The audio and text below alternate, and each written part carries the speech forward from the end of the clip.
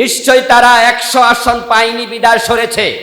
এখন ওই দলকে লক্ষ্য করে যত কথা বলছে সবগুলো তারা মিথ্যার আশ্রয় নিচ্ছে। ঐক্য অনৈক্য সেখান থেকে শুরু হলো। তারপর এবার তারা চলে এসে আলাদা হয়ে তারা কাদের পক্ষ নিলেন? আমাদেরকে বলছে আমরা গোমরা। কিন্তু তারা আজকে যে বিএনপির পক্ষে কথা বলছে, ধানের শীষের পক্ষে সাপোর্ট করছে এবং বাংলাদেশের সর্বজন শ্রদ্ধেয় বড় রাজনৈতিক সংগঠনের বড় আলেম, তিনি সরাসরি ধানের শীষকে সাপোর্ট করে বলছেন আমাদেরকে, ইসলামওয়ালাদেরকে, বর্তমান যারা আমরা আছি আমাদেরকে ভোট দেয়া হারাম।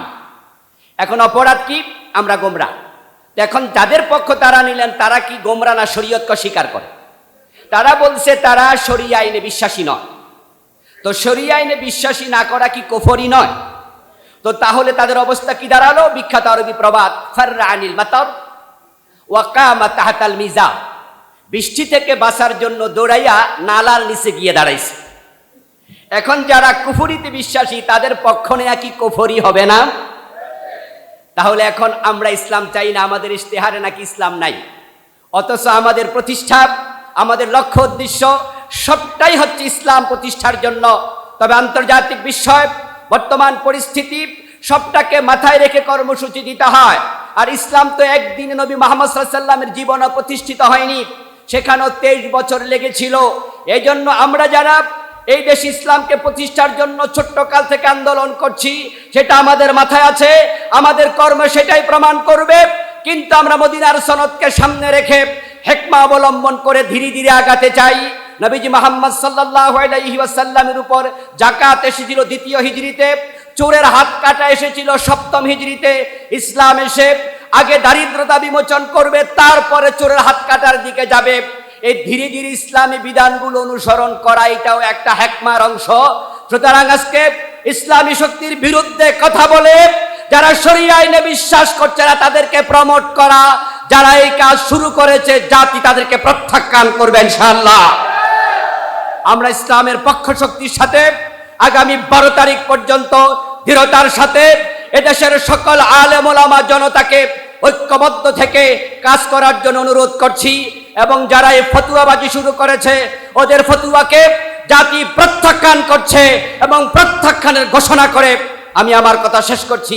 আসসালামু আলাইকুম ওয়া রাহমাতুল্লাহি ওয়া বারাকাতুহু। এই বিপ্লবের মাধ্যমে রাম এবং বামেরা বাংলাদেশ থেকে পালিয়ে গেছে। হতে পারত এদেশে নতুন করে ইসলামের সূর্য উদিত হবে, এমন একটি আশা আমরা দেখছিলাম। সে লক্ষ্যেই আলেমরা মোটামুটি ঐক্যবদ্ধ হয়েছিল। আলেমদের ঐক্যবদ্ধ এই প্রচেষ্টার ফলে আপনারা দেখেছেন যে তামাম দেশে ইসলামের পক্ষে একটি গণজোয়ার সৃষ্টি হয়েছে আলহামদুলিল্লাহ। এবং যার প্রভাব আমরা বাংলাদেশের 5টি বড় বড় বিশ্ববিদ্যালয়ের নির্বাচনে দেখেছি। অভাবনীয় বিজয় আল্লাহ ইসলামের পক্ষ শক্তিকে দিয়েছিলেন। তারই ধারাবাহিকতা আমরা আশা করছিলাম যে আলেমদের ঐক্যবদ্ধ প্রচেষ্টার মাধ্যমে আগামীর বাংলাদেশ কোরআনের বাংলাদেশ হবে। আমরা আশা করছিলাম যে আগামীর সংসদ কোরআনের সংসদ হবে। কিন্তু দুর্ভাগ্যজনকভাবে আলেমদের ঐক্যেই ফাটল ধরল। এবং আপনারা দেখেছেন যে ইসলামী দলগুলো কাছাকাছি এসেছিল, সেখানে ঐক্যের ফাটলটা মূলত তৈরি হয়েছিল 100 আসনের দাবি থেকে।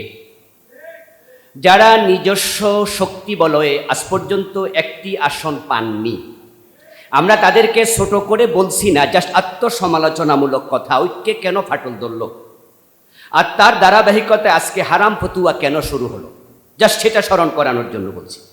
যারা আজ পর্যন্ত একটি সংসদীয় আসন জীবনে পাননি, তারা যদি 100 আসনের দাবি করে, তাদেরকে 100 আসন দেয়া হয় আর তারা সেখান থেকে মাত্র 10টি পাস করে, তাহলে 90টি ফেল করার মানে হলো নির্বাচনের আগে পরাজয় শুরু হয়ে যাবে।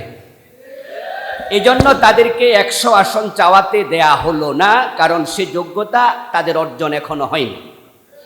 তারা যখন 100 আসন চেয়ে পেলেন না, তখন তারা নিজেরা কিন্তু আলাদা হয়ে গেলেন। আর আলাদা হওয়ার পর তারা বলতে শুরু করলেন যে তারা আসনের জন্য আলাদা হন নাই, তারা আলাদা হয়েছেন গোমরা দলের সাথে থাকবেন না তাই। এবং যাদের নেতৃত্বে একসাথে হয়েছিলেন তারা ইসলাম চায় না। যেহেতু তারা ইসলাম চায় না, এজন্য তারা এখন আলাদা। তো যাদের ব্যাপারে অভিযোগ, তারা কি নতুন করে গোমরা হয়েছে তাদের কাছে? তারা কি এই দলের গোমরাহি নতুন করে আবিষ্কার করেছে?